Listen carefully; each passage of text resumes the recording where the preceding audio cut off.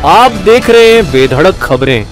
नमस्कार, मैं प्रियंका बनिया और आप देख रहे हैं बेधड़क खबरें। दोस्तों, इस वक्त हम कांग्रेस के वरिष्ठ नेता मुजफ्फर हुसैन के बंगलों के बाहर मौजूद हैं। और दोस्तों, मैं आप सभी को बता दूं, आज जो है कांग्रेस की तरफ से एक प्रेस कॉन्फ्रेंस रखी गई थी।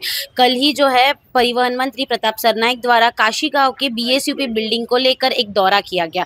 इसी के चलते जो है आज मुजफ्फर हुसैन ने परिवहन मंत्री प्रताप सरनाईक से एक मांग की है। जो बीएसयूपी बिल्डिंग में अवैध तरीके से लोग रह रहे और जो लोग अवैध तरीके से उस घरों पे जो है कब्जा कर रहे हैं, उनके नाम जो है आने वाले दिनों में उजागर किए जाएं, ऐसी मांग उन्होंने की है। आइए देखते हैं इस पूरे प्रेस कॉन्फ्रेंस में मुजफ्फर हुसैन ने क्या कहा। आज मैंने एक वीडियो देखा जिसमें हमारे मंत्री मित्र, मैं हमेशा मित्र कहता हूं क्योंकि मेरे बहुत अजीज दोस्त हैं वो, चाहे मीडिया वाले या कोई और लोग हमारे बीच में झगड़ा लड़ाने की कोशिश करे, वो होगा नहीं, क्योंकि हम यूथ कांग्रेस के जमाने के दोस्त हैं। इसको दिखाइएगा जरूर, सुनाइएगा जरूर। प्रताप सरनाईक साहब ने इसको देखना है और सुनना है कि मैं उनका जिगरी दोस्त हूँ, वो मेरे जिगरी दोस्त हैं और वो हमेशा मरते दिन तक कायम रहेंगे। आज उनका एक वीडियो मैंने देखा कि बीएसयूपी जो 15 साल से लोगों को मकान नहीं मिले, उसके लिए उन्होंने कहा है कि इसको जल्दी ओसी मिलेगा और जो लोगों को मकान नहीं मिले हम उनको मकान जल्द से जल्द देंगे, उसका ओसी वगैरह आ जाएगा। मैं आपके जरिए उनका शुक्रिया अदा करना चाहता हूँ कि मंत्री बनने के बाद अपनी कॉन्स्टिट्यूंसी पे जिस ताकत से वो काम कर रहे हैं, मैं उनका अभिनंदन भी करना चाहता हूँ। उनके उसी इंटरव्यू में मैंने ये देखा कि उन्होंने ये कहा कि यहाँ पर बीएसयूपी योजना के अंदर कई पॉलिटिकल लोग जिनके नाम पर 2-3 मकानात अलॉट कर दिए गए हैं गलत तरकीब से, इसके बारे में शिकायत मिली थी। उसकी बाकायदा पुलिस की इंक्वायरी हुई है और वो इंक्वायरी की रिपोर्ट गवर्नमेंट के पास पेंडिंग है। मैं उनसे कहूंगा कि आदरणीय मंत्री महोदय, इतनी ताकत से आप जो काम कर रहे हैं उसके लिए आपका धन्यवाद, मगर उस रिपोर्ट को गवर्नमेंट के पास से जल्दी सैंक्शन करवाइए, जो भी मंजूरी लगती है कीजिए। और वो कौन लोग हैं जिन्होंने इस तरह से अपना पॉलिटिकल पद का दुरुपयोग किया और गरीब लोगों का हक छीनने का काम किया, उनका नाम पब्लिक के सामने, जनता के सामने आना चाहिए।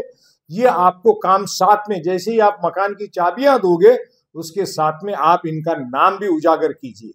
उसकी वजह ये है, उनसे कोई दुश्मनी नहीं है, मगर इस तरह की हरकत आगे से कोई पॉलिटिकल पार्टी का वर्कर ना करे, ये सबको एक संदेशा जाना चाहिए। मेरी आपको भी, मुख्यमंत्री साहब को भी, उप मुख्यमंत्री, दोनों उप मुख्यमंत्री साहब को भी मेरा ये निवेदन है कि जो भी पुलिस की रिपोर्ट गई है उसमें पॉलिटिकल इंटरेस्ट ना देखते हुए इस तरह से गरीबों का हक जिसने मारा है उसको सजा मिलनी चाहिए। ऐसा बताया गया था और केंद्र सरकार ने इस योजना को बंद कर दी, लेकिन राज्य सरकार ने पुलिस के साथ में मिलकर पैसों का अरेंजमेंट किया और अब उसको आगे कंटिन्यू जारी है, इसलिए देरी होगी।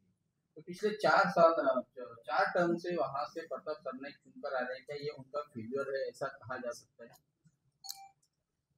4 टर्म से चुन के आए कि 3 टर्म से चुन के आए, आमदार खासदार यूटी की ही है, सेना बीजेपी की ही है, सरकार मेजॉरिटी इस पूरे पीरियड में उन्हीं की रही।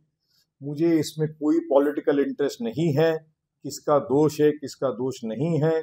आज गरीबों को मकान मिल रहे हैं, मुझे इस बात की खुशी है।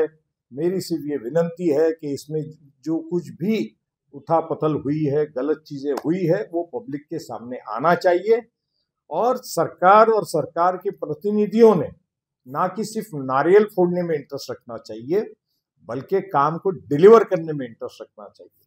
अभी आप सरकार की बात आपने निकाली तो मेरा अभी एक सवाल ऐसा उठता है कि 2017 के कॉरपोरेशन के इलेक्शन में मुख्यमंत्री साहब आए इस शहर में और उन्होंने कहा 2 साल में पानी मिलेगा, 2 साल में मेट्रो शुरू हो जाएगी, नहीं हुई। अब उसके बहुत सारे कारण हैं, जब समय आएगा तब हम भी पूछेंगे भी, जवाब दो, सरकार जवाब दो।